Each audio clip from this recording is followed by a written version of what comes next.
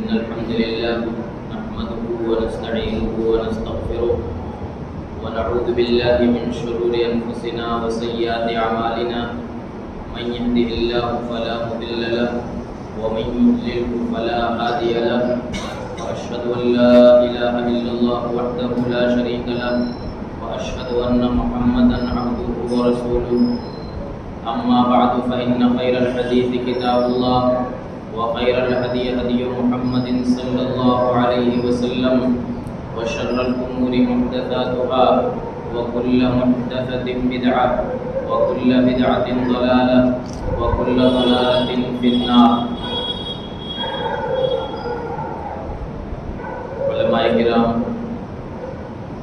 بزرگوں، نوجوانوں، ماں بہنوں اور عزیز بچوں، ہم لوگ اس وقت اللہ کے گھر میں بیٹھے ہوئے اور ایک نیک مقصد کے لیے بیٹھے. جیسا کہ آپ نے سنا کہ حضرت ابوبکر صدیق رضی اللہ تعالیٰ عنہ کی سیرت کے بارے میں ہمیں جانکاری حاصل کرنی. اللہ کا شکر ہے کہ ایک طویل عرصے کے بعد ہم مسجدوں میں کسی نہ کسی شکل میں اکٹھا ہو رہے ہیں. اللہ کریں کہ یہ سلسلہ قائم رہے اور جس وبا سے ہم اور ہمارا ملک دو چار ہے اس سے پوری طرح ہمارا ملک پاک صاف ہو جائے. محترم حاضرین، یہ دین اسلام جو اللہ رب العالمین نے ہمیں عطا کیا، اس دین کو ہم تک پہنچانے میں بڑی قربانیاں دی گئی.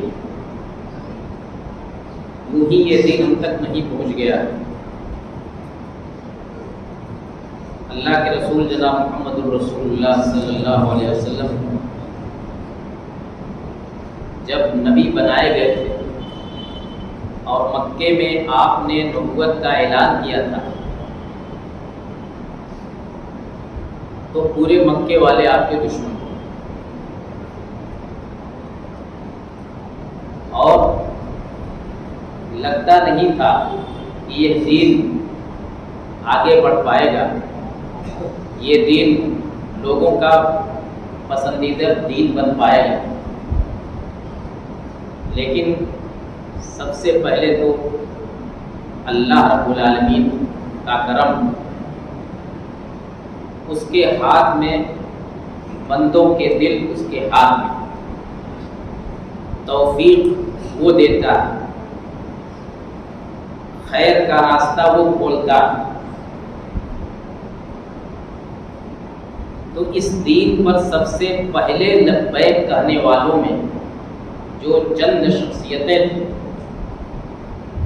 ان میں ابوبکر صدیق رضی اللہ عنہ تھے. بلکہ یہ کہا جائے کہ علی الاطلاق مردوں میں سب سے پہلے جنہوں نے آپ کے ہاتھ پر بیعت کی تھی وہ ابوبکر صدیق رضی اللہ عنہ. آپ جانتے ہیں کہ جب اللہ کے رسول صلی اللہ علیہ وسلم کو نبی بنایا گیا تھا اور آپ کے پاس غار حرا میں پہلی وحی نازل ہوئی تھی، حضرت جبریل علیہ السلام قرآن کی آیتیں لے کر کے آئے تھے، تو وہاں سے اللہ کے رسول صلی اللہ علیہ وسلم اپنے گھر واپس ہوئے تو بہت گھبرائے سے، اس لیے کہ پہلی مرتبہ فرشتے کا سے سابقہ پڑا تھا اور ایک عظیم ذمہ داری آپ کے اوپر ڈالی گئی. تو گھر پہنچے حضرت خدیجہ رضی اللہ تعالیٰ عنہا آپ کی بیوی، ان سے کہا کہ زملونی زملونی، مجھ کو چادر اڑاؤ، مجھ کو چادر اڑاؤ، لگتا ہے کہ میری جان نکل جائے. حضرت خدیجہ رضی اللہ تعالیٰ عنہ نے آپ کو آپ کی ڈھارس بدائی، کہا کہ نہیں، اطمینان رکھیں، اللہ تعالیٰ آپ کو اس طرح سے بے یار مددگار نہیں چھوڑے گا. تو سب سے پہلے ایمان لانے والی حضرت خدیجہ رضی اللہ تعالیٰ عنہ ہے، یعنی عورتوں میں سب سے پہلے. مردوں میں سب سے پہلے ابوبکر صدیق ہیں بچوں میں سب سے پہلے حضرت علی رضی اللہ تعالیٰ عنہ ہیں، اور غلاموں میں سب سے پہلے زید بن حارثہ رضی اللہ تعالیٰ عنہ۔ اسی شخصیت کے بارے میں ہمیں کچھ جانکاری حاصل کرنی ہے۔ صحابہ کرام کی محبت میرے بھائیوں ہمارے دین کا حصہ ہے۔ صحابہ کی محبت ہمارے دین کا حصہ ہے۔ اگر صحابہ کے بارے میں ہمارا دل ذرا بھی مقدر ہوتا ہے تو جان لیجئے کہ ہمارا عقیدہ خطرے میں، ہمارا ایمان خطرے میں۔ تو یہ جو صحابہ کرام کے بارے میں نشستیں ہوتی ہیں، یہ اسی ذمہ داری کو یاد کرنے کے لیے کہ جس طرح سے ہم اپنے پورے دین کی معلومات حاصل کرتے ہیں، اسی طریقے سے صحابہ کرام کے بارے میں بھی ہمیں معلوم ہونا چاہیے کہ ان کے تعلق سے ہمارا عقیدہ کیا ہونا چاہیے، ان کے تعلق سے ہماری ذمہ داریاں کیا ہیں۔ عام انسان کے اندر اور صحابہ کرام کے اندر کیا فرق ہے، صرف ایک مثال سے اس کو سمجھیے۔ ایک مرتبہ پیارے نبی جناب محمد رسول اللہ صلی اللہ علیہ وسلم نے فرمایا کہ لا تسبوا اصحابی، کہ میرے صحابہ کو برا بھلا مت کہنا، کیونکہ قسم ہے اس ذات کی جس نے مجھ کو بھیجا ہے، لو انفق احدکم مثل احد ذهبا ما بلغ مد احدهم ولا نصیفہ۔ یہ سن لو کہ تم میں سے کوئی شخص احد پہاڑ پر بھی سونا خرچ کرے گا اللہ کے راستے میں۔ احد پہاڑ مدینے کے اندر بہت بڑا پہاڑ ہے، کسی بڑی چیز کی مثال دینی ہوتی ہے تو احد پہاڑ سے دی جاتی ہے۔ پہاڑ تو ویسے ہی بڑا ہوتا ہے، لیکن احد پہاڑ بہت ہی بڑا ہے۔ تو اللہ کے رسول صلی اللہ علیہ وسلم کہتے ہیں کہ اگر عام انسان احد پہاڑ اتنا زیادہ سونا خرچ کرے اللہ کے راستے میں، اور ایک صحابی جو ہے ہتھیلی بھر خرچ کرے، ما بلغ مد احدهم ولا نصیفہ، ہتھیلی میں کتنا آتا ہے سب؟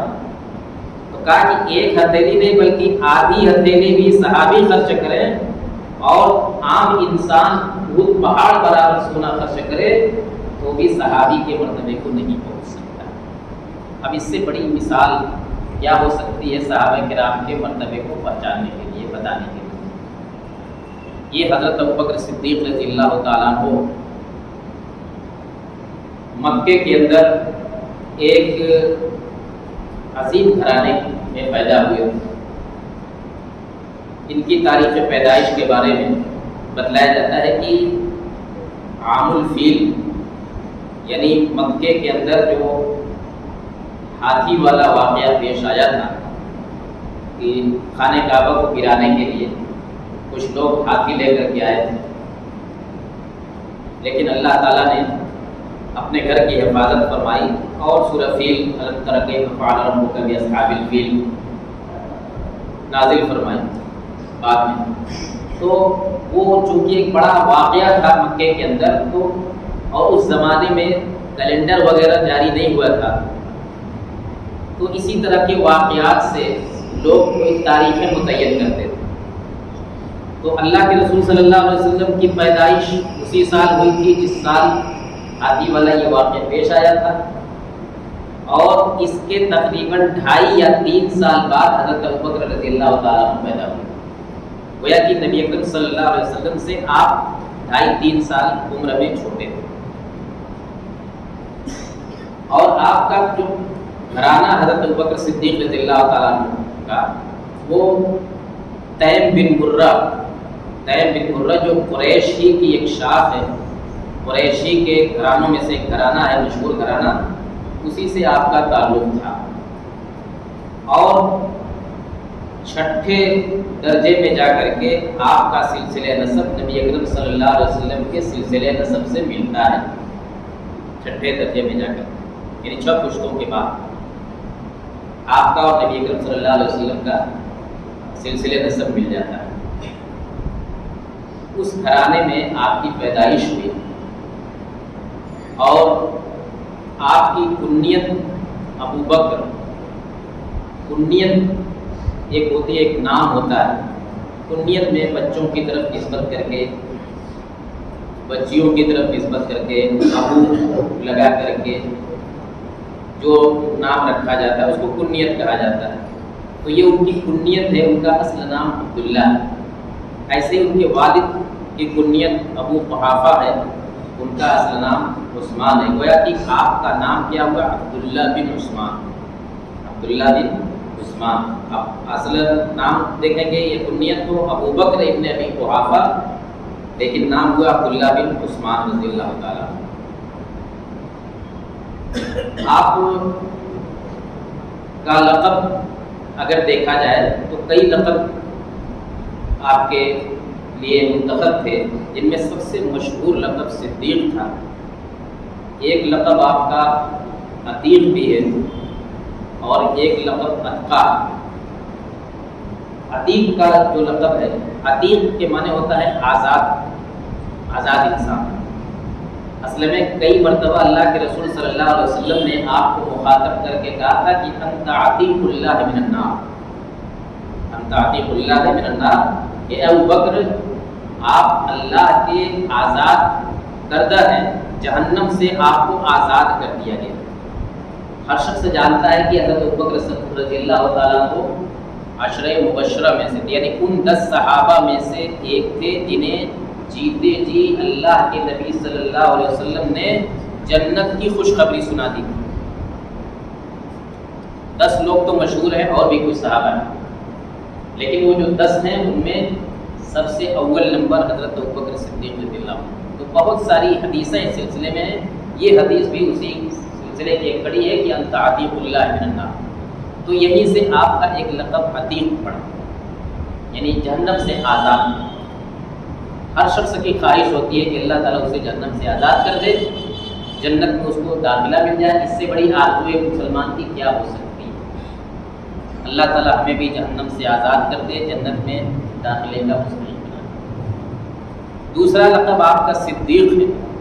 اس لقب کے بارے میں کئی روایتیں آتی ہیں اور کئی مواقع پر آپ کو یہ لقب ملا تھا.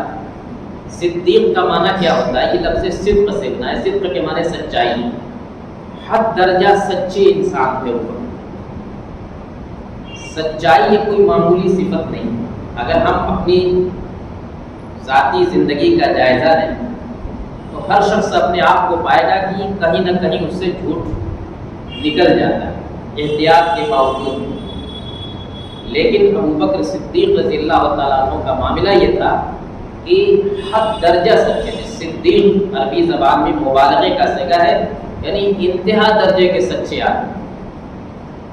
یہ لقب آپ کو کئی موقعوں پر ملا. ایک موقع وہ تھا جب اللہ کے رسول صلی اللہ علیہ وسلم کو معراج کرائی گئی، یعنی راتوں رات آپ کو جبرائیل علیہ السلام آپ کے گھر سے مکہ سے لے گئے اور پہلے بیت المقدس لے گئے فلسطین کے اندر، اور پھر وہاں سے 7 آسمان کی سیر کرائی گئی، اور اسی رات پھر آپ واپس مکہ پہنچ گئے اپنے گھر. رات میں لے جایا گیا. کہاں لے جایا گیا؟ پہلے بیت المقدس، مکے سے بیت المقدس فلسطین کے اندر، پھر وہاں سے 7 آسمان کی سیر کرائی گئی. اس کو اسرا اور معراج کرتے ہیں. آپ واپس آئے اور مکے میں صبح میں آپ نے لوگوں سے بیان کیا کہ مجھے راتوں رات فلسطین کا بھی دورہ کرایا گیا اور 7 آسمان کی سیر کرائی گئی اور میں واپس آ گیا. مکے میں آپ کے دشمن تاپ میں بیٹھے ہوئے تھے.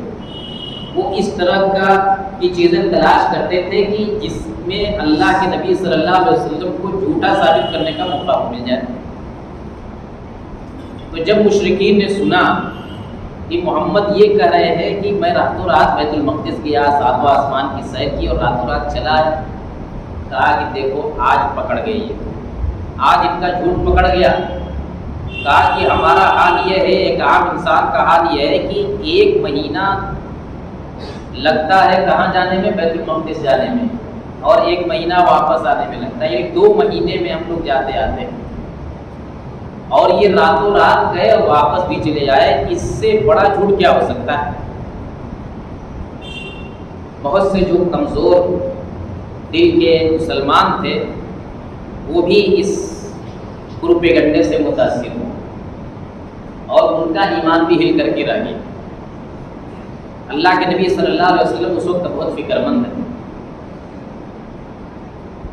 تو مکے والے دوڑ کر کے حضرت ابوبکر کے پاس گئے، کہا کہ حضرت ابوبکر بہت مانتے ہیں محمد صلی اللہ علیہ وسلم کو، ذرا ان کی بھی خبر لی جائے، تو بتایا جائے کہ دیکھیے جن کے اوپر آپ اپنی جان نچھاور کرتے ہیں ان کا حال یہ ہے کہ اس طرح سے بے جھوٹ بولتے ہیں۔ گئے حضرت ابوبکر کے پاس، کہا کہ سن رہے ہیں آپ کے ساتھی نے کیا کہا کہ انہوں نے ایسے ایسے کہا کہ راتوں رات مکہ گئے، بیت المقدس گئے، پھر 7 آسمان کی سیر کرائی گئی، پھر واپس رات میں آ گئے۔ تو حضرت ابوبکر صدیق رضی اللہ تعالیٰ عنہ نے جانتے کیا جواب دیا؟ کہا کہ ان کا نقالہ فقط صدق، اگر واقعی محمد صلی اللہ علیہ وسلم نے یہ بات کہی ہے تو سچ کہی، یعنی صرف یہ ثابت ہونا چاہیے کہ ہاں آپ نے بات کی، تم لوگ جھوٹ تو نہیں ان کی طرف منسوخ کر رہے ہو، اگر انہوں نے کہا ہے تو سچ کہا ہے۔ اور کہا کہ تم لوگ اس کے بارے میں تعجب کرتے ہو میرے اوپر، میں تو یہ ایمان رکھتا ہوں جب وہ کہتے ہیں کہ میرے پاس آسمان سے وحی آتی ہے، میرے پاس آسمان سے فرشتہ آتا ہے، میں تو اس کو مانتا ہوں، تو یہ تو اس کے مقابلے میں چھوٹی بات ہے کہ رات میں گئے اور آئے۔ پھر اللہ کے نبی صلی اللہ علیہ وسلم کے پاس گئے اور پوچھا کہ اللہ کے نبی آپ ایسے ایسے گئے تھے؟ اللہ کے نبی نے کہا کہ ہاں۔ اللہ کے رسول صلی اللہ علیہ وسلم سے بیان کرتے کہ میں ایسے گیا، تو آپ ہر جملے پر کہتے کہ صدقت، کہ اللہ کے نبی آپ سچ کریں۔ اس وقت آپ نے فرمایا تھا، اللہ کے نبی صلی اللہ علیہ وسلم نے، کہ انت صدیق، کہ ابوبکر آپ صدیق ہیں، حد درجہ سچے انسان۔ سوچئے کہ جس وقت میں پورا مکہ آپ کے خلاف تھا، سارے لوگ آپ کو جھٹلانے پر تلے ہوئے تھے، اس وقت تنہا یہ انسان کہتا ہے کہ نہیں، نبی کی بات ہے، نبی نے اگر کہا ہے تو سچ کہا۔ یہ بھی ایک موقع تھا آپ کو صدیق کا لقب ملنے۔ ایک مرتبہ اللہ کے رسول صلی اللہ علیہ وسلم مدینے کے اندر احد پہاڑی کے اوپر کھڑے تھے، آپ کے ساتھ حضرت ابوبکر رضی اللہ تعالیٰ عنہ تھے، حضرت عمر رضی اللہ عنہ تھے اور حضرت عثمان رضی اللہ عنہ، اور آپ تھے، یعنی کل 4 لوگ تھے۔ یہ لوگ پہاڑ کے اوپر ہی تھے کہ احد پہاڑ میں حرکت پیدا ہوئی، جیسے زلزلہ جیسے آئے۔ اللہ کے نبی صلی اللہ علیہ وسلم نے کہا کہ اثبت احد فانما علیک نبی و صدیق و شہیدان، بخاری و مسلم کی روایت ہے۔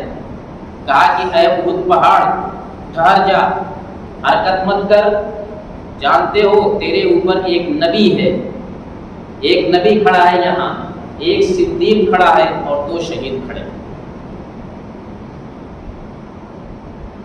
تو دیکھیے کہ اللہ کے نبی صلی اللہ علیہ وسلم نے اپنی زبان مبارک سے کہا کہ صدیق یعنی حضرت ابوبکر اور شہیدان، جو 2 شہید یعنی حضرت عمر اور حضرت عثمان رضی اللہ تعالیٰ عنہ، جانتے ہیں کہ یہ دونوں حضرات نے جا کے شہادت نوش کیا تھا اپنے اپنے دور خلافت۔ تو اس واقعے سے بھی پتہ چلتا ہے کہ یہ لقب اللہ کے نبی صلی اللہ علیہ وسلم نے آپ کو دیا۔ ایسے ہی ایک مرتبہ مدینے کے اندر لوگوں کو مخاطب کر کے کہا کہ لوگوں ایک بات سنو، جب اللہ تعالیٰ نے مجھ کو نبی بنا کر کے بھیجا، لما بعثنی اللہ علیکم قلتم کذبت وقال ابو بکر صدق، کہ جب اللہ تعالیٰ نے مجھ کو نبی بنا کر کے بھیجا تھا ابتدا، تو تم لوگوں نے سیدھے کہہ دیا تھا کہ آپ جھوٹ بولتے ہیں۔ ظاہر بات ہے کہ مکہ میں حضرت ابوبکر کے علاوہ سارے لوگوں نے پہلے یہی بات کہی تھی کہ آپ جھوٹ بول رہے ہیں۔ تو کہا کہ تم لوگوں نے تو مجھ کو میرے اوپر کہا کہ کذبتا، آپ جھوٹ بول رہے ہیں، وقال ابو بکر صدق، لیکن ابو بکر نے تنہا ابو بکر وہ شخص تھے جنہوں نے کہا کہ نہیں سچ کہہ رہے ہیں. وواسانی بنفسہ ومالہ، اتنا ہی نہیں، ابو بکر نے اپنی جان اور اپنے مال سے میری ہر ممکن مدد کی. اپنی جان پر کھیل کر کے نبی صلی اللہ علیہ وسلم کی مدد کرتے تھے، آپ کو بچاتے تھے، اور مال تو اتنا خرچ کیا اللہ کے راستے میں کہ مت پوچھیے. تو اس میں بھی کیا ہے کہ وقال ابو بکر صدق. تو اس طرح سے صدیقیت کا یہ جو مرتبہ آپ کا ہے اور صدیق کا جو لقب ہے یہ آپ کے مقام و مرتبے کو ظاہر کرتا ہے. ایک لقب یا ایک صفت آپ کی اتقا، قرآن میں وَسَيُجَنَّبُهَا الْأَتْقَى الَّذِي يَصْلَى النَّارَ الْكُبْرَى، لفظ اتقا کا مطلب یہ ہوتا ہے کہ زیادہ متقی، زیادہ پرہیزگار. یعنی یہ بات متفق علیہ ہے کہ یہ آیت ابو بکر صدیق رضی اللہ عنہ کے بارے میں نازل ہوئی ہے، اور اللہ تعالیٰ نے آپ کو اتقا کا خطاب دیا ہے، لقب دیا ہے. اس سب سے بہت زیادہ پرہیزگار انسان، بہت زیادہ پرہیزگار انسان یہ ہے ابو بکر صدیق رضی اللہ عنہ. اسلام سے پہلے بھی ابو بکر صدیق رضی اللہ تعالیٰ عنہ مکے کے اندر ایک معروف شخصیت کے طور پر جانے جاتے تھے. تجارت کا کام کرتے تھے، کپڑوں کی تجارت کرتے تھے، اور نسبتاً مالدار تھے، اور مکے والے آپ کی بڑی قدر کرتے تھے. سماجی طور پر بھی آپ کا مقام و مرتبہ بڑا بلند تھا، اور مکے کے اندر آپ کی لوگ بڑی قدر کرتے تھے. آپ کے اخلاق بھی بڑے اعلیٰ تھے، اور نبی صلی اللہ علیہ وسلم سے نبوت سے پہلے سے آپ کا تعلق، ابھی آپ نبی نہیں بنائے گئے تھے، اسی وقت سے آپ کے تعلقات بڑے اچھے تھے. ان کے بارے میں کہا جاتا ہے کہ دور جاہلیت میں بھی کبھی انہوں نے شراب کو ہاتھ نہیں لگایا. آپ جانتے ہیں کہ اسلام سے پہلے کس طرح سے شراب کا دورہ رہتا تھا، لوگ شراب کے کتنے عادی تھے. لیکن ابو بکر رضی اللہ تعالیٰ عنہ نے اسلام سے پہلے بھی کبھی شراب کو ہاتھ نہیں لگایا، اور کبھی بت پرستی نہیں کی، کبھی اپنی پیشانی کسی بت کے سامنے نہیں جھکایا. آپ ان لوگوں میں سے تھے جو دین فطرت پر، فطری طور پر ان کو مسلمان کہہ لیجیے، یعنی آپ کے دل کے اندر وہ تمام چیزیں تھیں جو ایک مسلمان کے دل میں ہونی چاہیے. آپ کو انتظار تھا حالات دیکھ کر کے کہ ایسے حالات دنیا کے ہیں، ان حالات میں ایک نبی کی آمد ہونی چاہیے، ایک نبی آنا چاہیے. اس لیے کہ آپ سنتے تھے عیسائیوں سے، یہودیوں سے کہ ایک نبی کا زمانہ قریب آ رہا ہے، ایک نبی آنے والے ہیں. تو مکے میں کئی لوگ ایسے تھے جو اس نبی کا انتظار کر رہے تھے. تو حضرت ابوبکر صدیق رضی اللہ تعالیٰ عنہ بھی انہی لوگوں میں سے تھے جو نبی کا انتظار کر رہے تھے. تو یہ ان کی فطرت سلیمہ پر یہ چیز دلالت کرتی ہے. آپ سفر میں بھی جاتے تھے، ملک شام جاتے تھے اور عراق جاتے تھے تجارتی سفر میں، وہاں بھی لوگوں سے ملاقات ہوتی تھی، وہاں بھی یہی سب چرچے ہوتے تھے کہ ایسا زمانہ ہے، ایک نبی کی بڑی سخت ضرورت ہے، اللہ تعالیٰ معلوم نہیں کب وہ اس نبی کو بھیجے گا. یہ جاہلی دور کے اندر آپ کے اخلاق ایسے تھے. اور جب اسلام آیا اور نبی صلی اللہ علیہ وسلم کو اللہ رب العالمین نے نبوت سے سرفراز کیا، تو سب سے پہلے جن لوگوں نے آپ کے ہاتھ پر بیعت کی ان میں آپ سر فہرست ہیں. اور صرف آپ ہی نہیں، آپ کا جو گھرانہ، آپ کی 4 نسلیں بیک وقت صحابیت کے شرف سے، یہ شرف کسی اور کو نہیں حاصل تھا اس زمانے. 4 نسلیں، یعنی ان کے ماں باپ بھی مسلمان. صحابی کا مطلب یہ ہوتا ہے کہ اللہ کے رسول صلی اللہ علیہ وسلم کی زندگی میں ان کے اوپر ایمان لائیں. اور نہیں ایمان تو ہم لوگ بھی الحمدللہ ہمارا بھی ہے ان کے اوپر، لیکن آپ کی زندگی میں جو لوگ آپ کے اوپر ایمان لائیں، تو حضرت ابوبکر رضی اللہ تعالیٰ عنہ کی 4 پشتیں بیک وقت مسلمان تھیں، بیک وقت صحابیت کی شرط سے مشرف۔ آپ کے ماں باپ دونوں مسلمان تھے۔ آپ کی ماں تو ابتدائی زمانے ہی میں مسلمان ہو گئی تھی، لیکن آپ کے باپ ابو قحافہ رضی اللہ عنہ بعد میں فتح مکہ کے وقت مسلمان ہوئے۔ تو یہ دونوں بھی مسلمان، یہ دونوں بھی صحابی، آپ خود صحابی، آپ کی بیوی صحابی، آپ کے بیٹے، آپ کی بیٹیاں سب کے سب صحابی صحابیہ، اور آپ کے پوتے، آپ کے نواسے، یعنی آپ کے بعد تیسری پشت وہ بھی مشرف اسلام بیک وقت۔ تو 4 پشتیں ایک وقت مسلمان، یعنی اللہ کے نبی صلی اللہ علیہ وسلم کے زمانے ہی میں یہ 4 پشتیں مسلمان۔ مورخین کا کہنا ہے کہ یہ شرف کسی اور کے حصے میں نہیں آیا۔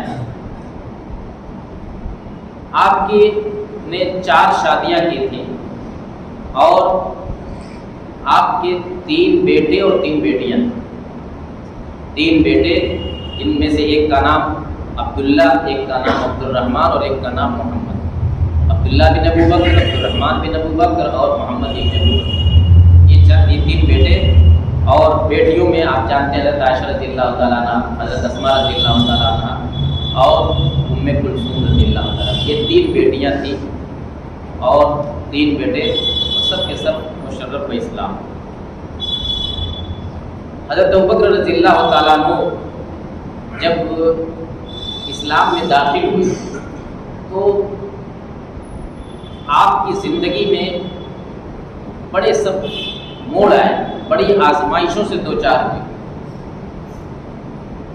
ایک مرتبہ مکے والوں کی تکلیف اور ایذا سے تنگ آ کر کے آپ بھی حبشہ کی طرف ہجرت کرنے نکل گئے۔ مکے والوں نے اتنا ستایا، آپ جانتے ہیں کہ مکے میں مسلمانوں کو اتنا ستایا جاتا ہے، تو آپ بھی مکے والوں کی ایذا سے تنگ آ کر کے نکل گئے تھے گھر سے ہجرت کرنے۔ اس وقت مسلمان جو ہجرت کرتے تھے، یعنی مکہ چھوڑ کر کے دوسری جگہ جا کر کے بستے تھے، تو سب سے پہلے حبشہ جاتے تھے، حبشہ کی طرف ہجرت کرتے تھے، بعد میں پھر مدینہ کی طرف ہجرت کرنا شروع کیا۔ تو حضرت ابوبکر رضی اللہ تعالیٰ عنہ تنے تنہا نکل گئے۔ راستے میں کچھ ہی دور گئے تھے کہ راستے میں ایک کسی قبیلے کا سردار ملا، جس کا نام ابن الدغنہ اور ابن الدغنہ دونوں پڑھا جاتا ہے۔ وہ ایک سردار تھا، اپنے علاقے کا مشہور آدمی تھا، مسلمان نہیں تھا۔ اس نے دیکھا ابوبکر کو کہیں جا رہے، پوچھا کہ ابوبکر کہاں جا رہے؟ کہا کہ کیا بتائے، قوم کے لوگوں نے تنگ کر دیا ہے، میں آزادی کے ساتھ اپنے رب کی عبادت نہیں کر سکتا، اس لیے میں نکل پڑا ہوں، کہیں جا کر کے ایسی جگہ بسوں گا جہاں پوری آزادی کے ساتھ اللہ کی عبادت کر سکوں۔ اس سردار نے کہا، ابن الدغنہ نے، کہ واللہ مثلک لا یخرج ولا یخرج، کہا کہ ابوبکر آپ جیسے انسان کو نہ کوئی نکال سکتا ہے نہ خود نکل سکتے ہیں۔ آپ کسی کی ہمت نہیں کہ آپ مکے سے نکال دیں، اور نہ آپ کو مکہ چھوڑ کر کے جانا ہے۔ یہ کون کہہ رہا ہے؟ ایک غیر مسلم کا ہے، اس لیے کہ وہ جانتا تھا کہ ابوبکر کون، کتنے بااخلاق انسان اور کس قدر خدمت خلق میں لگے رہنے والے انسان۔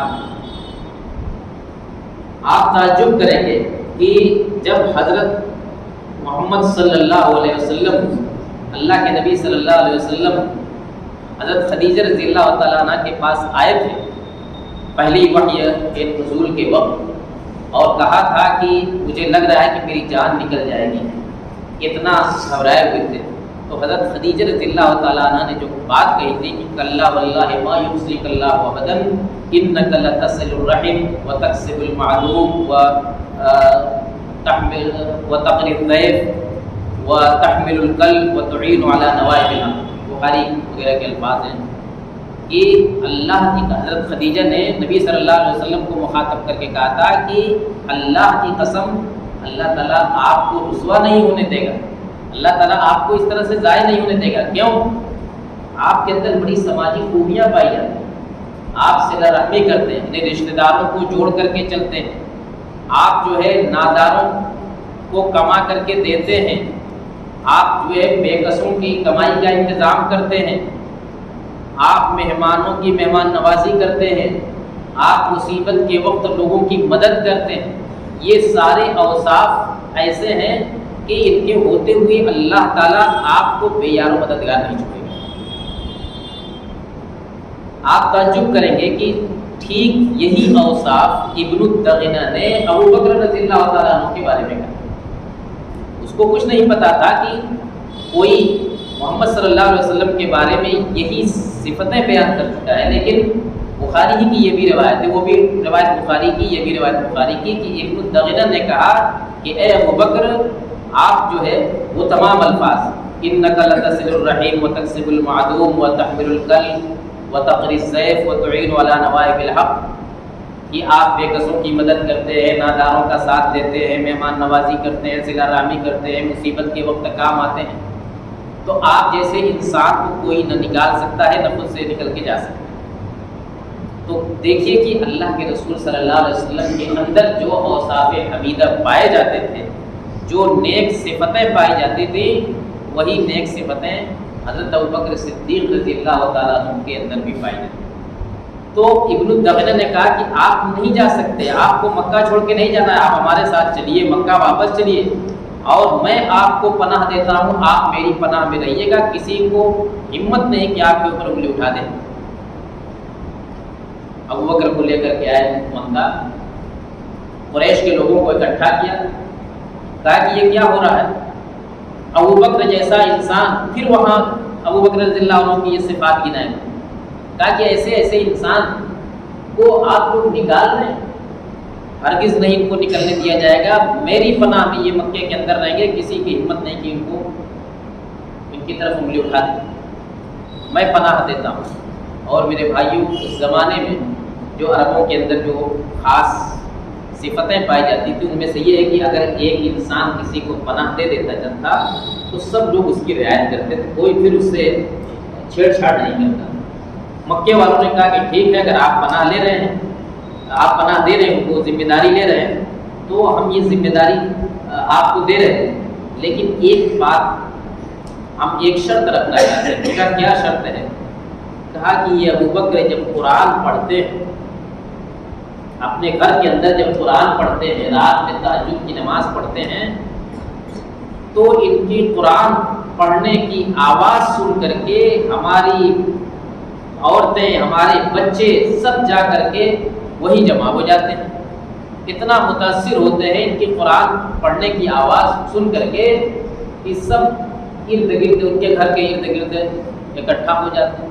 ہمیں ڈر ہے کہ ہمارے بال بچوں کو یہ خراب نہ کر دیں ابوبکر، ہمارے بال بچے متاثر نہ ہو جائیں. ان سے کہیے کہ گھر کے اندر ذرا دھیمی آواز سے قرآن پڑھا کریں، نماز پڑھا. کہا کہ ٹھیک. ابوبکر سے کہا کہ آپ ایسا کیجیے گا. کہا کہ ٹھیک. کچھ دن ابوبکر رضی اللہ تعالیٰ عنہ نے ایسے ہی کیا کہ گھر کے اندر ذرا کم آواز میں نماز پڑھتے تھے، قرآن پڑھتے تھے. پھر انہوں نے کیا کہا کہ گھر کے صحن میں ایک مسجد بنا لی، ایک نماز پڑھنے کی جگہ مقرر کر لی، اور اسی جگہ نماز پڑھنے لگے. تہجد کی بھی نماز پڑھتے تھے اور بھی دوسری نمازیں پڑھتے تھے. اب ظاہر بات ہے کہ گھر کے صحن میں پڑھیں گے تو پھر وہی آپ کی قرات کی آواز باہر نکلنے لگی. پھر مکے والے، وہاں کے لوگوں اور وہاں کی عورتیں، وہاں کے بچے، بڑے لوگ تو ہمارے دشمنی میں نہیں آتے تھے، لیکن ان کی عورتیں، ان کے بچے پھر اکٹھا ہونے لگے ابوبکر رضی اللہ تعالیٰ عنہ کی قرات سن کر کے. مکے والوں نے بلوایا ابن الدغنہ کو، کہا کہ یہ کیا ہو رہا ہے؟ ہم نے اس شرط پر پناہ دی تھی یا آپ کی پناہ کو قبول کیا تھا کہ ابوبکر اس طرح سے قرات نہیں کریں گے بلند آواز سے، لیکن دیکھو کہ وہ ایسا کر رہے ہیں. تو آپ اپنی ذمہ داری سے دستبردار ہو جاؤ. ابن الدغنہ سے کہا کہ آپ نے جو ذمہ لیا ہے، ان کو پناہ دے رکھی ہے، تو اس لیے ہم کچھ نہیں کر رہے ہیں. تو آپ یا تو اپنے ذمہ داری سے ہٹ جاؤ، یا یہ کہ پھر ہم کو اجازت دو کہ ہم ان کو روکیں۔ ابن الدغنہ یہ سردار گیا ابوبکر کے پاس اور کہا کہ ابوبکر، ہمارا جو معاہدہ تھا، ہماری جو بات چیت تھی اسی پر کہ آپ اپنے گھر کے اندر چپکے چپکے قرآن پڑھیں گے، نماز پڑھیں گے، اگر آپ اسی شرط پر واپس چلے جائیں اور اندر نماز پڑھیں، قرآن پڑھیں تو ٹھیک ہے، ورنہ میں اپنی ذمہ داری سے دوش ہوتا ہوں، میں اب آپ کو پناہ دینے کی طاقت نہیں رکھتا، مکے والے مجھ کو تنگ کر رہے ہیں۔ ابوبکر نے کہا کہ کوئی بات نہیں، آپ آزاد ہیں، آپ نے جو مجھ کو پناہ دے رکھا ہے وہ واپس لے لیجئے، مجھ کو کوئی فکر نہیں ہے۔ بہرحال اس نے اپنی ذمہ داری واپس لے لی، لیکن ابوبکر رضی اللہ تعالیٰ عنہ اسی موقع پر قائم رہے اور جو حالات آئے سب کا ڈٹ کر کے مقابلہ کیا۔ تو یہ ابوبکر رضی اللہ تعالیٰ عنہ کی یعنی ابتدائی اسلام میں آپ کا یہ سب معاملہ تھا کہ اس طرح دشمنان اسلام آپ کو تنگ کرتے تھے اور آپ کو اتنا ستاتے تھے کہ آپ ہجرت کرنے پر مجبور ہو گئے تھے، لیکن انہی لوگوں میں سے ایک شخص اٹھتا ہے جو آپ کو واپس لے آتا ہے اور آپ کی حفاظت کرتا ہے۔ یہ سب اللہ رب العالمین کی طرف سے ہوتا ہے۔ اللہ تعالیٰ اپنے بندوں کی حفاظت کرتا ہے اور اللہ تعالیٰ ان لوگوں کو جو اس کے اوپر بھروسہ رکھتے ہیں ان کی مدد کرتا ہے۔ یہ ابوبکر صدیق رضی اللہ تعالیٰ عنہ نبی اکرم صلی اللہ علیہ وسلم پر اپنی جان نچھاور کرنے والے، جب یہ مسلمان ہوئے تو یہ نہیں کہ مسلمان ہو گئے ختم بات، نہیں، ایک اچھی چیز آپ کے سامنے آئی، ایک دین حق آپ کو ملا، ایک خیر آپ کو ملا، تو وہ نہیں چاہتے تھے کہ یہ خیر مجھ تک محدود رہے، انہوں نے دعوت کا کام کرنا شروع کر دیا، یعنی دوسرے لوگوں کو بھی اس دین کی طرف بلانے لگے، اور آپ کی دعوت کا نتیجہ یہ ہوا کہ دسیوں لوگ آپ کے ہاتھ مسلمان تھے، یعنی ابتدائی اسلامی میں دسیوں لوگ مسلمان ہو گئے، ان کے ہاتھ پر ابوبکر صدیق رضی اللہ تعالیٰ، ان میں حضرت عثمان بن عفان رضی اللہ تعالیٰ عنہ ہیں، ان میں زبیر بن عوام رضی اللہ تعالیٰ عنہ ہیں، عبدالرحمن بن عوف رضی اللہ تعالیٰ عنہ۔ کہتے ہیں کہ صرف عشرہ مبشرہ میں سے 6 صحابہ کرام آپ کے ہاتھوں پر مسلمان ہیں، یعنی وہ 10 صحابہ کرام جنہیں جنت کی بشارت ملی تھی نبی صلی اللہ علیہ وسلم کی زبانی، ان میں سے 6 لوگ کس کے ہاتھوں مسلمان ہوئے تھے؟ ابوبکر صدیق رضی اللہ تعالیٰ عنہ کے ہاتھوں مسلمان۔ ادھر معاملہ یہ تھا کہ جو لوگ مسلمان ہوتے تھے اگر وہ گھریلو اعتبار سے، خاندانی اعتبار سے کمزور ہیں تو مکے والے ان کو بہت ستاتے تھے، جن کا گھرانہ ذرا مضبوط ہوتا تھا تو ان پر ان کا بس نہیں چلتا تھا، جیسے خود حضرت ابوبکر رضی اللہ تعالیٰ عنہ کا گھرانہ بڑا مضبوط تھا تو ان کو بہت زیادہ پریشان نہیں کر پاتے تھے، مکے والے بہت زیادہ تکلیف نہیں دے پاتے تھے، پریشان تو کچھ نہ کچھ کرتے تھے لیکن اس قدر نہیں جتنا کمزور قسم کے مسلمانوں کو، جن کا کوئی مشہور گھرانہ نہیں جو ان کو بچا سکے، جو ان کی حمایت میں کھڑا ہو سکے، تو ایسے مسلمانوں کو مکے والے بڑا تکلیف، بڑی ایذا پہنچاتے تھے، یعنی ایسی ایذا پہنچاتے تھے کہ ناقابل برداشت۔ تو حضرت ابوبکر رضی اللہ تعالیٰ عنہ کا دوسرا کارنامہ یہ تھا، ایک تو یہ کہ آپ دعوت دیتے تھے، آپ کی دعوت پر لوگ اسلام قبول کرتے تھے، دوسرا یہ کہ جن مسلمانوں کو مکہ والے تنگ کرتے تھے، تکلیف دیتے تھے، ان مسلمانوں کو بچاتے تھے، اگر وہ غلام ہیں تو خرید کر کے ان کو آزاد کر دیتے تھے۔ حضرت بلال رضی اللہ تعالیٰ عنہ بھی ہوئی، حضرت بلال رضی اللہ تعالیٰ عنہ غلام تھے جن کا مالک امیہ بن خلف بڑا شریر قسم کا انسان، اس نے جو ہے حضرت بلال رضی اللہ تعالیٰ عنہ کو اس قدر ستایا چونکہ ان کے غلام تھے، امیہ بن خلف کے غلام تھے بلال رضی اللہ تعالیٰ عنہ، کہ ان کو مکے کی چلچلاتی دھوپ میں زمین پر لٹا دیتا. مکے کی گرمی اور مدینے کی گرمی آپ جانتے ہیں کتنی سخت ہوتی ہے، اور وہی پتھریلی زمین، پتھر جب ایک بار گرم ہو جاتا ہے تو اس کی گرمی پھر ناقابل برداشت ہوتی ہے. تو انتہائی سخت دھوپ میں پتھریلی زمین پر آپ کو لٹا دیتا تھا وہ امیہ بن خلف، اور آپ کے اوپر بھاری بھاری پتھر رکھوا دیتا تھا اور کہتا تھا کہ اے بلال، اسی وقت تمہارے اوپر سے یہ پتھر ہٹایا جائے گا جب تم لات و عزیٰ کی پر ایمان لاؤ گے اور اللہ پر ایمان کا انکار کرو. توحید سے جب تک کہ تم توبہ نہیں کرو گے اور شرک پر واپس نہیں آؤ گے تب تک تم کو یہ سزا دی جائے گی. کبھی کبھی کیا کرتا تھا کہ اس حالت میں ان کے گردن میں رسی باندھ کر کے مکے کے اوباش لڑکوں کو پکڑا دیتا تھا کہ ان کو اسی گرم زمین پر گھسیٹو. آپ تصور کیجئے کہ کتنی تکلیف پہنچاتا تھا. حضرت ابوبکر رضی اللہ تعالیٰ عنہ نے دیکھا حضرت بلال رضی اللہ تعالیٰ عنہ. حضرت بلال کا ایمان بھی ایسا ایمان تھا کہ دوسرے اگر رہتے تو کب کا جو ہے تائب ہو جاتے، یعنی وہ اس دعوت کو چھوڑ دیتے، توحید کی دعوت کو، اور اپنی جان بچانے کے لیے. اور گنجائش بھی ہے شریعت کے اندر کہ اس طرح اگر دل کے اندر ایمان ہے لیکن زبان سے اس طرح کا کلمہ کر دے مجبوری کی حالت میں تو ایمان باقی رہتا. لیکن حضرت بلال رضی اللہ تعالیٰ عنہ کی زبان سے کوئی لفظ نکلتا تھا تو صرف ایک احد احد، ایک اللہ، یعنی توحید سے وہ انکار. حضرت ابوبکر رضی اللہ تعالیٰ عنہ گئے ان کے آقا کے پاس، کہا کہ میں، بعض روایتوں میں یہ ہے کہ انہوں نے اپنا ایک غلام کے بدلے میں اس کو دیا اور کہا کہ یہ غلام لو اور بلال کو آزاد کرو. اور بعض روایتوں میں ہے کہ سونے کے بدلے انہوں نے سونا خرچ کر کے ان کو آزاد کرایا. اس نے ابوبکر رضی اللہ تعالیٰ. اسی طریقے سے بہت ساری صحابیات ہیں اور ان میں کتنی لونڈیاں ہیں جن کو ان کے مالک بڑی ایذا پہنچاتے تھے.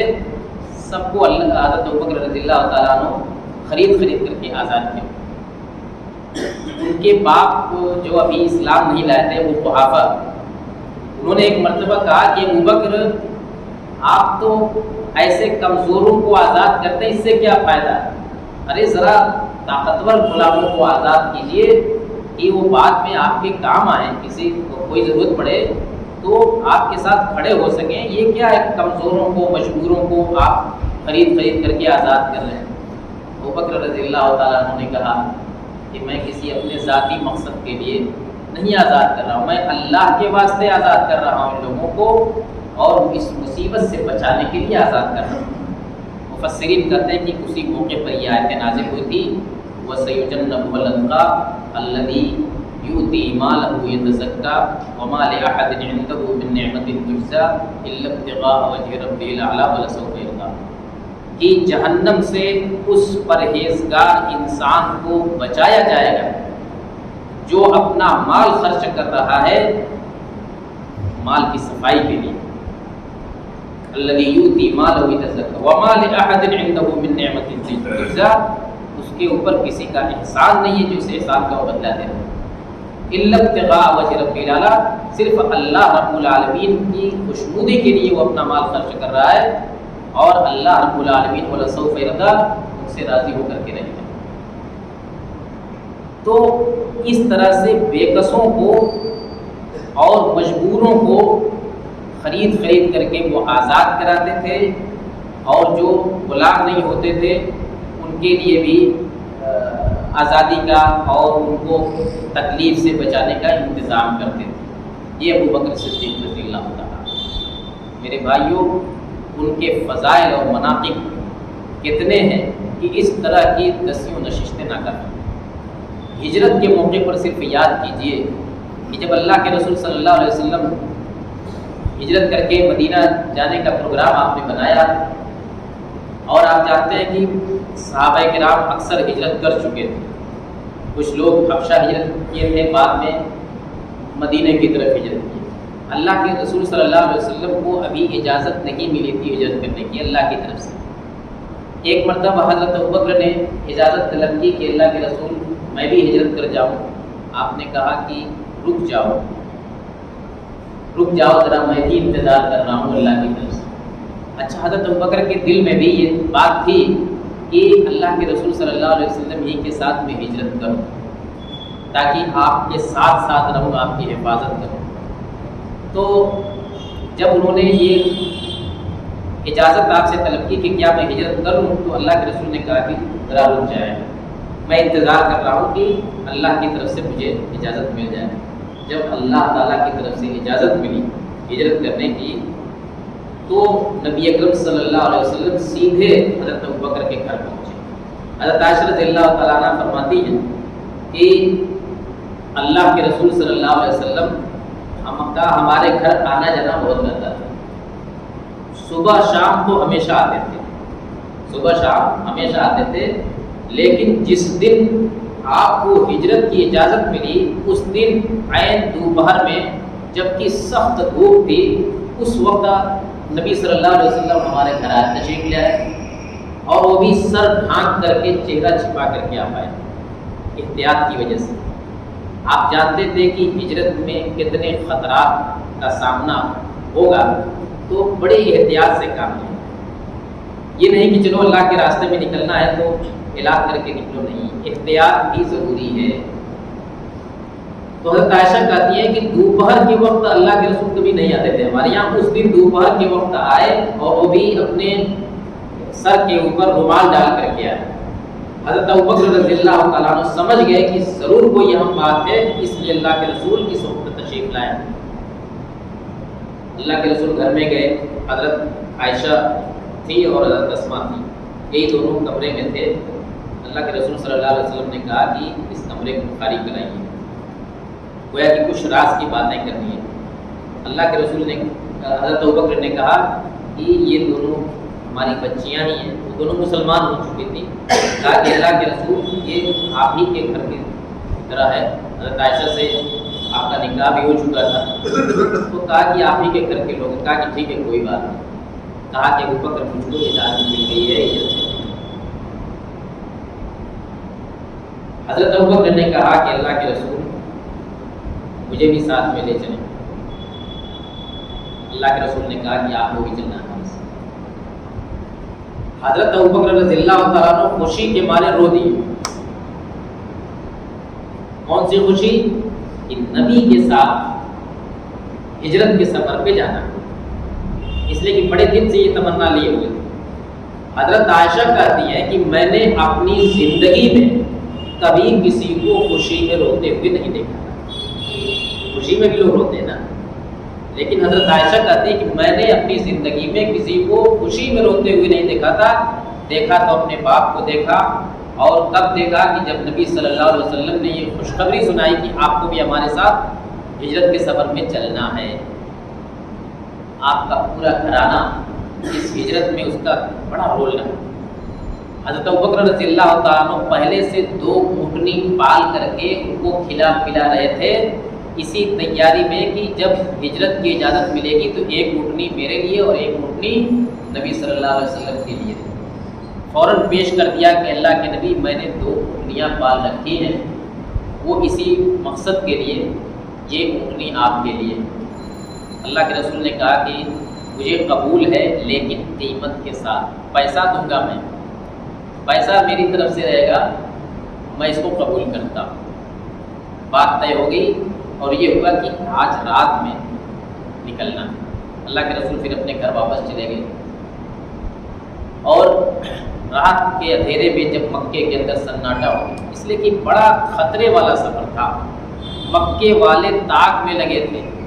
قرآن میں کہا دیا گیا کہ وَإِذْ يَمْكُرُ بِكَ الَّذِينَ كَفَرُوا لِيُثْبِتُوكَ أَوْ يَقْتُلُوكَ وَإِذْ يَمْكُرُ بِكَ الَّذِينَ كَفَرُوا لیثبتوک او یقتلوک او یخرجوک، یہ پلان بنا رہے تھے مکے والے کہ یا تو آپ کو قتل کر دیں، یا تو آپ کو جیل میں ڈال دیں، یا آپ کو مکے سے باہر نکال دیں۔ وہ فیصلہ نہیں کر پاتے تھے، تو وہ بھی طاق میں تھے کہ کہیں ایسا نہ ہو کہ محمد ہمارے بیچ سے ایسے ہی چلے جائیں، بڑا چوکنا رہتے تھے۔ بہرحال تو نبی صلی اللہ علیہ وسلم رات کے وقت جب مکے کے اندر سناٹا ہو گیا تو ابو بکر رضی اللہ تعالیٰ عنہ کے گھر گئے۔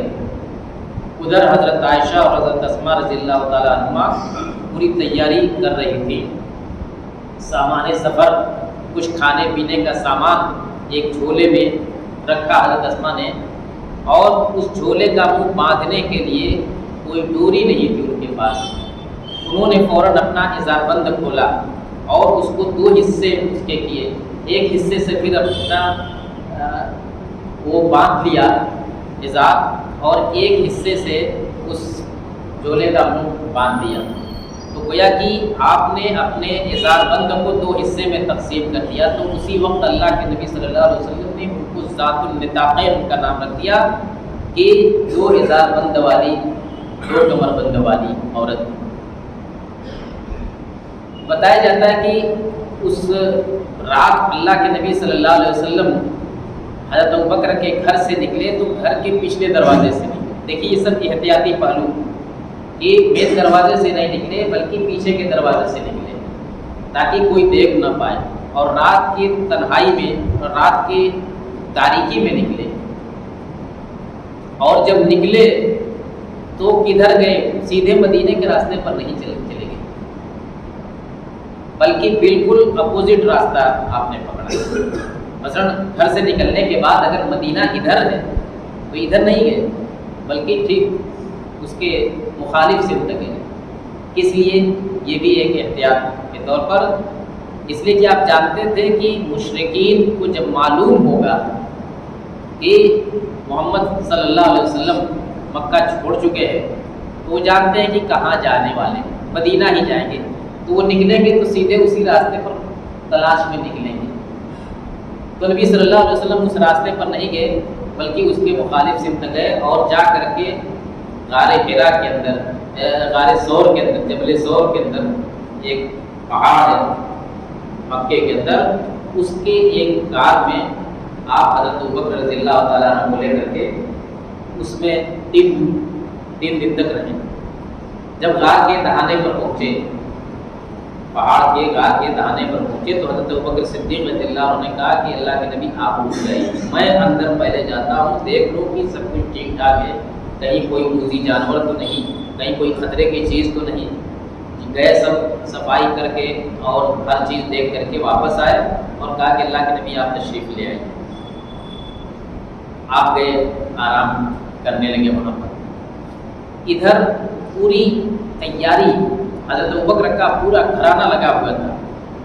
رات کو آپ کے صاحبزادے عبداللہ بن ابوبکر رات کو جب اندھیرا ہو جاتا، دن بھر مکے میں رہتے، اور رات کو جب اندھیرا ہو جاتا تو خاموشی کے ساتھ آتے وہاں غار کے اندر، اور دن بھر کی پوری رپورٹ بتاتے کہ مکے والے یہ کر رہے ہیں، مکے میں یہ اعلان کیا گیا کہ جو محمد کو اور ابوبکر کو زندہ یا مردہ لائے گا اس کو اتنا انعام دیا جائے گا، اور مکے کے سارے راستے پر سیکورٹی سخت کر دی گئی ہے کہ ہر آنے جانے والے کو چیک کیا جاتا ہے۔ اور اس طریقے سے قریش کے لوگ ہر طرف انہوں نے اپنے کارندے دوڑا دیے تھے کہ دیکھو ان دونوں لوگوں کو زندہ یا مردہ پکڑ کے کسی نہ کسی طرح لے آؤ، اور بڑا ہی لمبا اعلان، لمبے انعام کا اعلان کیا تھا۔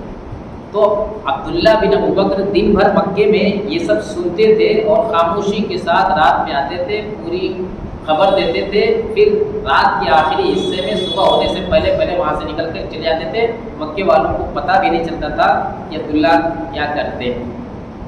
ادھر حضرت ابوبکر کے غلام تھے عامر بن فہیرہ، وہ دن بھر اسی علاقے میں بکریاں چراتے تھے۔ رات کا جب سناٹا ہو جاتا تھا تو بکریوں کو لے آتے تھے اللہ کے رسول اور حضرت ابوبکر کے پاس، اور ان کا دودھ دو کر کے ان کو پلاتے تھے، اور راتوں رات پھر وہ بکریاں لے کر کے واپس چلے جاتے تھے۔ یعنی انتہائی رازداری کے ساتھ کہ کسی کو کانوں کا خبر نہ ہو سکے۔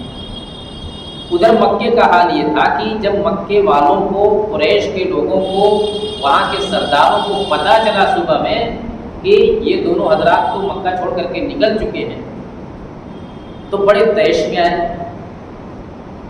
دوڑے گئے ابو بکر کے گھر۔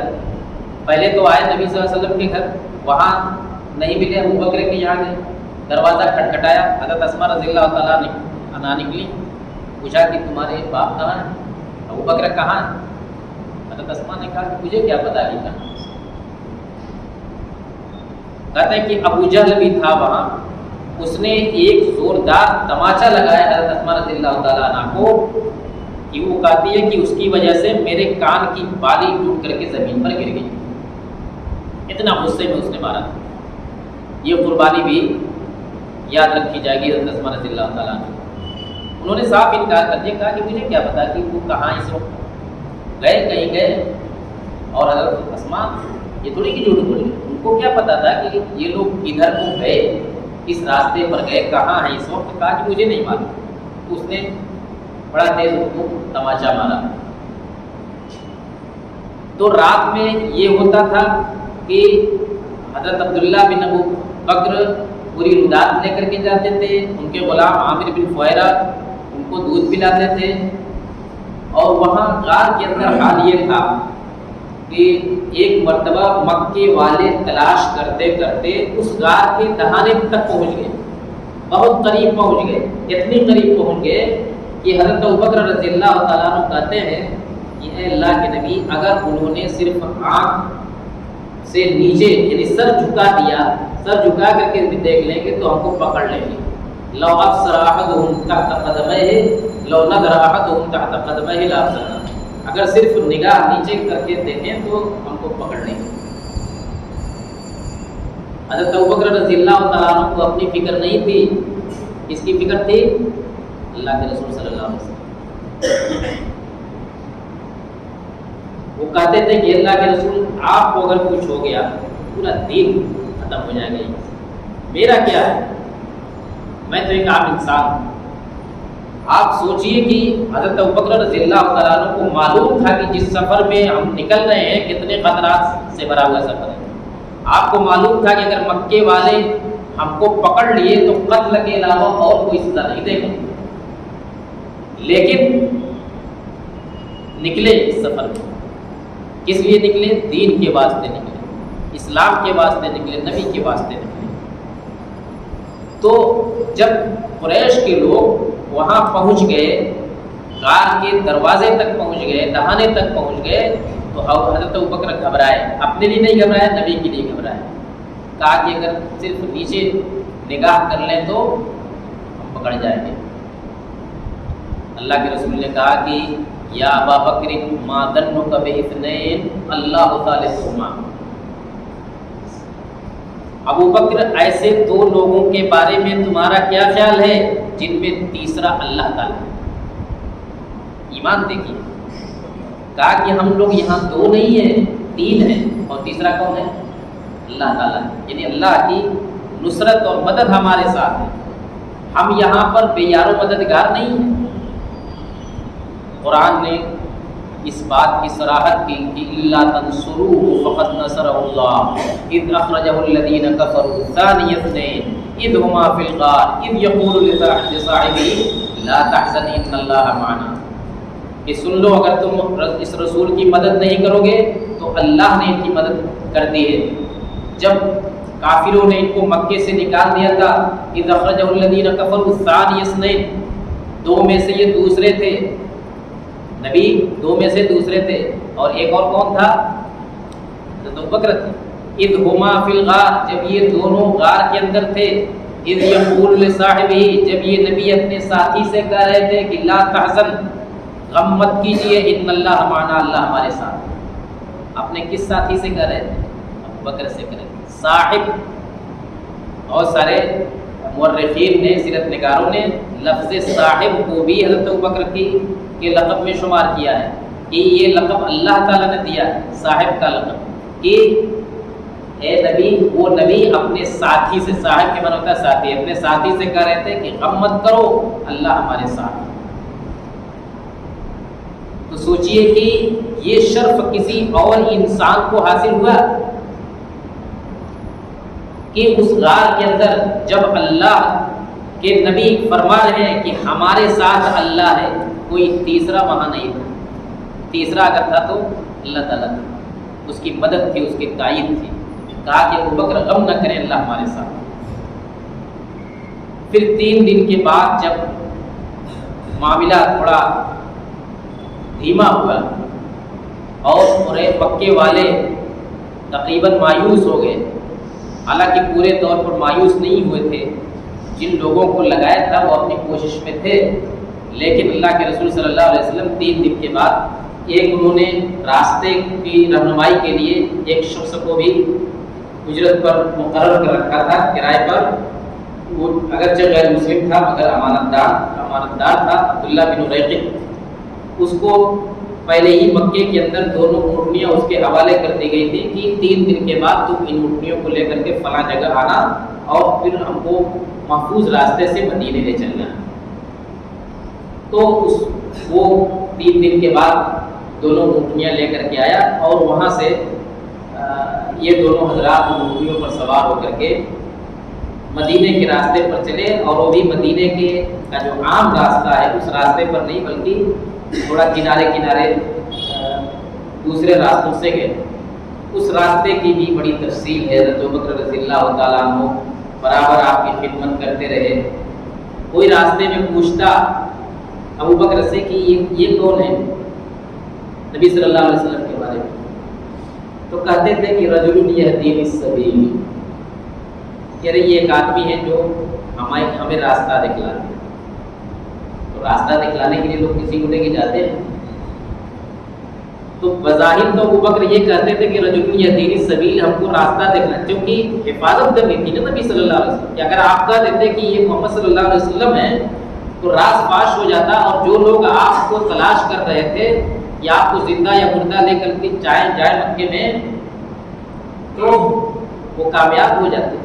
تو آپ کہتے تھے کہ رجل یہدینی السبیل، اور مراد یہ لیتے تھے کہ یہ مجھے ہدایت دیتے ہیں، یہ وہ شخص ہیں جو مجھے اللہ کے راستے کی ہدایت دیتے ہیں۔ اس طرح سے بہرحال یہ پورا قافلہ، 2 آدمی کا یہ قافلہ مدینہ پہنچا اور مدینے میں ان لوگوں کا استقبال ہوا۔ میرے بھائیوں، ایک حدیث اور ذکر کر کے میں یہ بات ختم کروں گا۔ انشاءاللہ ایک اور نشست میں اس سلسلے کو پورا کیا جائے گا، تقریباً 1 گھنٹہ ہو چکا ہے۔ ایک مرتبہ اللہ کے رسول صلی اللہ علیہ وسلم نے، صحابہ کرام بیٹھے ہوئے تھے، ایک سوال کیا، کہا کہ من اصبح منکم اليوم صائم، آپ لوگوں میں سے کون ہے جو روزے سے ہے؟ ابوبکر رضی اللہ عنہ نے کہا کہ میں۔ پھر آپ نے دوسرا سوال کیا کہ من تبع منکم اليوم جنازۃ، آپ میں سے کون ہے جس نے آج کسی کے جنازے میں شرکت کی؟ ابوبکر نے کہا کہ میں۔ اس طرح سے 4 چیزوں کے بارے میں آپ نے پوچھا کہ من عاد منکم اليوم مریضا، تم میں سے کس نے آج کسی مریض کی عیادت کی؟ ابوبکر رضی اللہ عنہ نے کہا کہ میں نے کی۔ من اطعم منکم اليوم مسکینا، تم میں سے کس نے آج کسی مسکین کو کھانا کھلایا؟ 4 سوال کا جواب اس بات میں کس نے دیا؟ حضرت ابوبکر رضی اللہ تعالیٰ عنہ۔ نبی صلی اللہ علیہ وسلم نے کہا کہ مجتمعنا فی امرئ الا دخل الجنہ، یہ 4 چیز جس انسان کے اندر جمع ہو جائے وہ جنت میں داخل، یعنی ابوبکر کو کا داخلہ جنت میں کنفرم۔ یہ ابوبکر رضی اللہ تعالیٰ، یہ ان کی خدمات کا کی ایک جھلک ہم نے آپ کے سامنے پیش کی ہے۔ میرے بھائیوں، حقیقت میں انہوں نے جو قربانی پیش کی ہے اس دین کے لیے، اور جو نمونہ چھوڑا ہے امت کے سامنے، اس کو لفظوں میں نہیں بیان کیا جا سکتا۔ اللہ رب العالمین سے ہم یہی دعا کریں کہ مولا کریم صحابہ کرام کے تعلق سے ہمیں اپنی ذمہ داریوں کو سمجھنے کی توفیق عطا فرما، ان کے تعلق سے ہمارا دل صاف رہے، ہم ان کو وہی مقام و مرتبہ دیں جس مقام و مرتبے کے یہ مستحق ہیں، اور اللہ تعالیٰ ان لوگوں کو بھی ہدایت دے جو ان صحابہ کرام کے تعلق سے کوئی اور عقیدہ رکھتے ہیں، کوئی اور نظریہ رکھتے ہیں، اللہ تعالیٰ ان کو ہدایت دے۔ الہ العالمین ہمیں ابوبکر صدیق رضی اللہ تعالیٰ عنہ کی زندگی سے سبق حاصل کرنے کی توفیق عطا فرما۔ ربنا تقبل منا انك انت السميع العليم وتب علينا انك انت التواب الرحيم، وصلى الله وسلم على خير خلقه محمد وعلى آله واصحابه اجمعين، واخر دعوانا الحمد لله رب العالمين۔